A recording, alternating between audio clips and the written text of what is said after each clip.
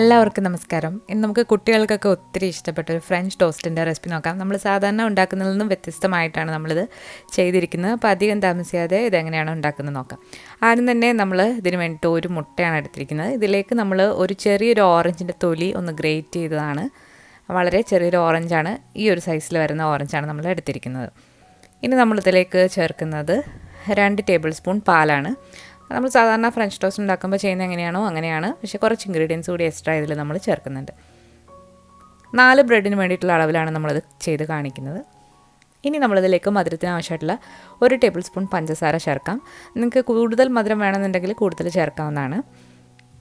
ഇനി നല്ലൊരു ഫ്ലേവർ കിട്ടാൻ വേണ്ടിയിട്ട് ഒരു നുള്ള് പട്ട പൊടിച്ചതാണ്. ഇതിന് പകരം നിങ്ങൾക്ക് വാനില എസൻസും എടുക്കാവുന്നതാണ്.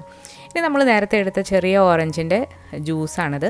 വെള്ളമൊന്നും ചേർക്കാതെ കൈവച്ചിട്ട് നന്നായിട്ട് പിഴിഞ്ഞെടുത്തുള്ള ജ്യൂസാണ്. 2 ടേബിൾ സ്പൂണാണ് നമ്മളിതിലേക്ക് ചേർത്തിരിക്കുന്നത്. ഇനി ഇതെല്ലാം കൂടി നന്നായിട്ടൊന്ന് ബീറ്റ് ചെയ്ത് എടുക്കുക. നിങ്ങൾ എത്രയാണോ ബ്രെഡ് എടുക്കുന്നത് അതിനനുസരിച്ചിട്ട് നിങ്ങൾക്ക് ഇതിൻ്റെ അളവ് തീരുമാനിക്കാവുന്നതാണ്. നമ്മളിവിടെ നല്ല സോഫ്റ്റ് ആയിട്ടുള്ള 4 ബട്ടർ ബ്രെഡാണ് എടുത്തിരിക്കുന്നത്. നല്ല സോഫ്റ്റ് ആയിട്ടുള്ള ബ്രെഡാണ്. മിൽക്ക് ബ്രെഡോ ഏത് ബ്രെഡ് വേണമെങ്കിലും നിങ്ങൾക്ക് എടുക്കാവുന്നതാണ്. ഇനി ഒരു തവയൊന്ന് ചൂടായി വന്നപ്പോഴത്തേക്ക് നമ്മളതിലേക്ക് കുറച്ച് ബട്ടർ ഒന്ന് സ്പ്രെഡ് ചെയ്ത് കൊടുക്കുക. ഇനി നമ്മൾ നേരത്തെ തയ്യാറാക്കി വെച്ചിരിക്കുന്ന മിക്സിലേക്ക് ബ്രെഡ് ഒന്ന് ഡിപ്പ് ചെയ്തതിന് ശേഷം നമുക്കിത് തിരിച്ചു മറിച്ചു വിട്ട് ഒന്ന് ഫ്രൈ ചെയ്തെടുക്കാം. ചെറിയ തീയിലിട്ട് 2 സൈഡ് നന്നായിട്ടൊന്ന് മുറിച്ചെടുക്കുക. ഒരുപാട് തീ കൂട്ടിയാൽ ഇത് കരിഞ്ഞു പോകും, ഇതിൻ്റെ ഉൾഭാഗമൊന്നും വെന്ത് വരില്ല. അപ്പോൾ നന്നായിട്ട് തന്നെ ചെറുതീയിലിട്ട് തിരിച്ചു മറിച്ചൊന്ന് കുക്ക് ചെയ്തെടുക്കാം.